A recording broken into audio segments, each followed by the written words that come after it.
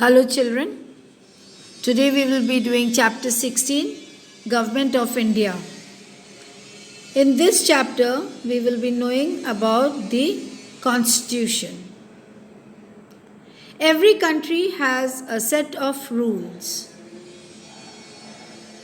The Constitution includes the rules and laws that governs every citizen of a country.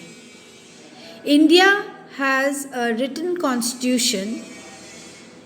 India is divided into 28 states and 8 union territories. So children, we can underline over here that India has 28 states and 8 union territories. Okay? And also we will underline the set of rules. So what is Constitution? Constitution is a set of rules. The Constitution includes the rules, laws, and governs every citizen of a country. Okay.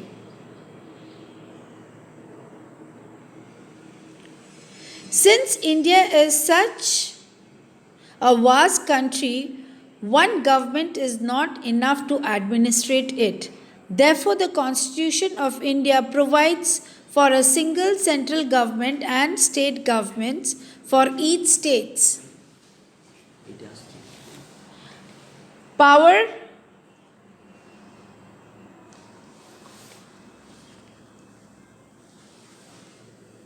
is shared between the states and center. So we can underline over here, children. Power is shared between states and center. Okay. So since India being a vast country, India is also divided into 28 states and 8 union territories. Okay. So the government is being shared. The central government and the state government.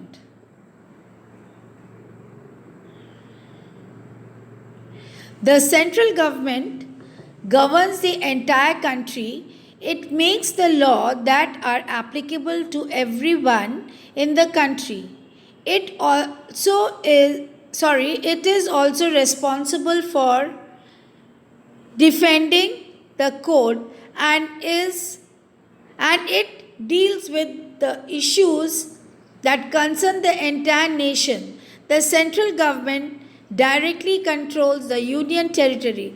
Okay children, this full paragraph is important, so we put a bracket over here. It says that the central government makes the law and it is applicable to all and everyone in the country.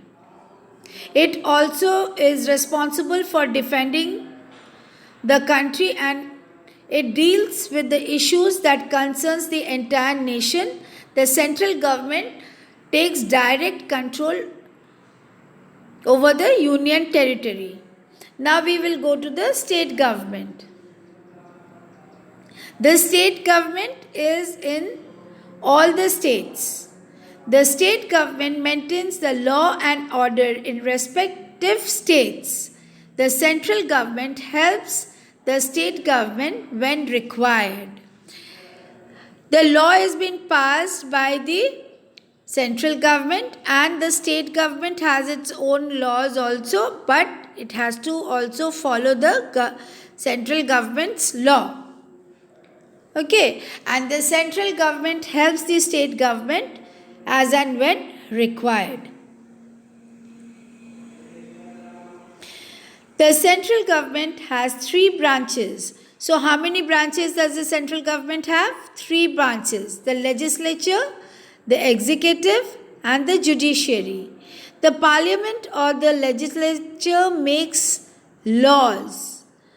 The executive, consisting of president and his appointed officers, implement the laws.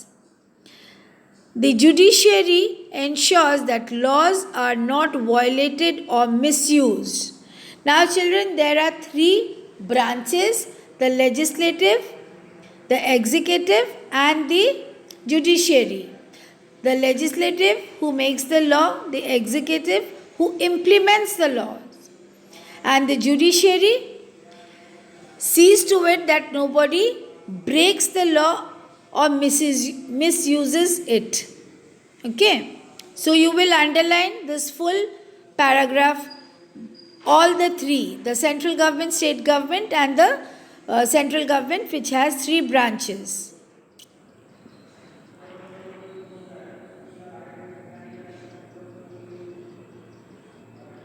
Now, the central government.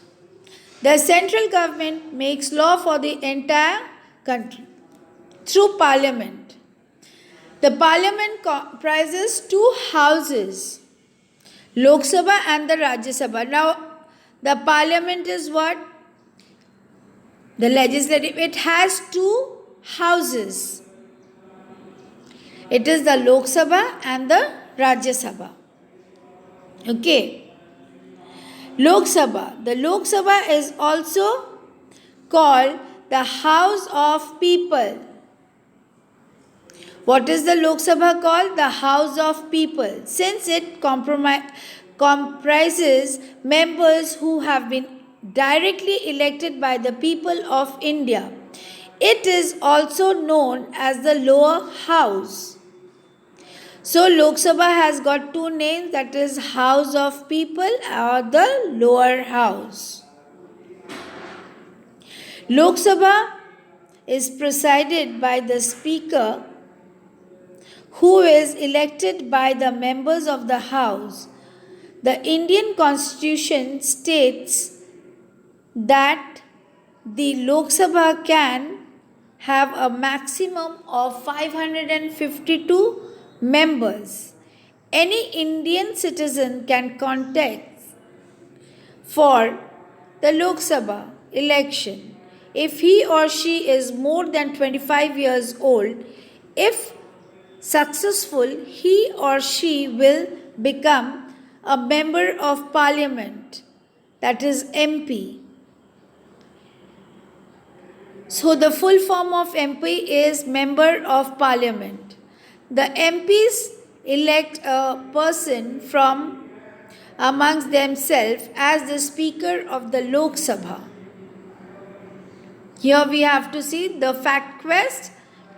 The first ever election to Lok Sabha were held in 1952.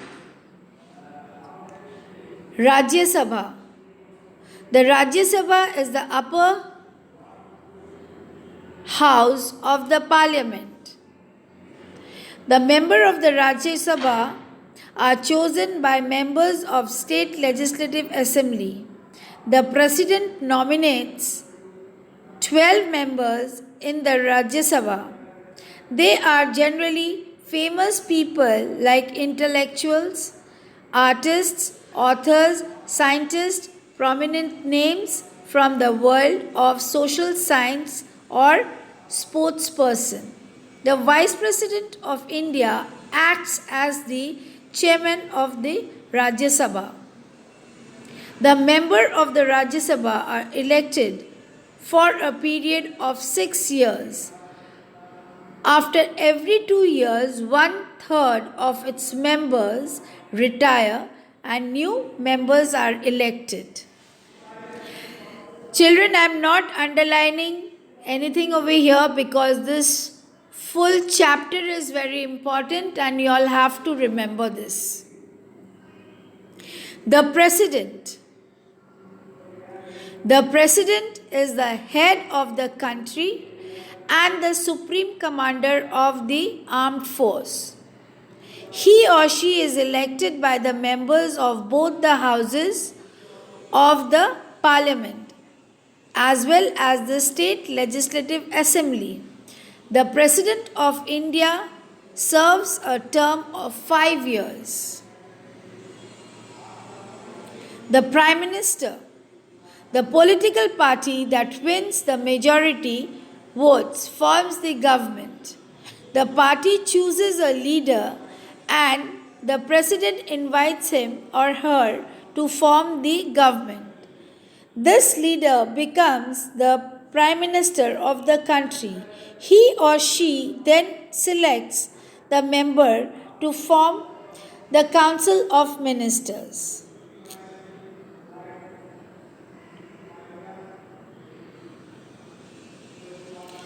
State governments.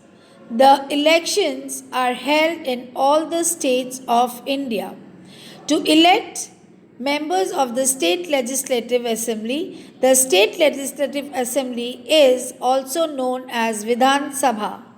The Legislative Assembly makes laws for the state.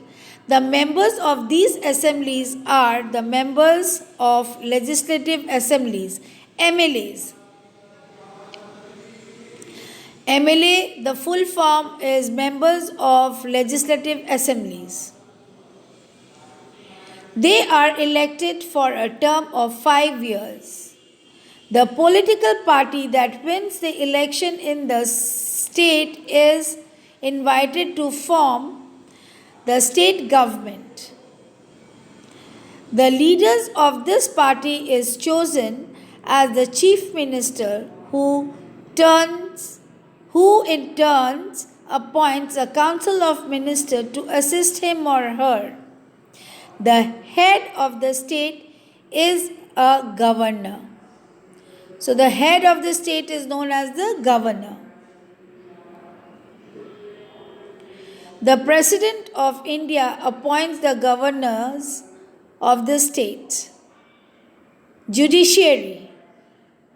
The judiciary is also a part of the government. It ensures that all the citizen obeys the law. It provides justice and punishes those who violate the law of the country. The members of the judiciaries are called judges. So children, what are the members of the judiciary known as? They are known as the judges. All the states have series of courts. Right from the lower courts to the high courts. The high court is the highest judicial authority in state or union territory. The district in the state also have their own courts.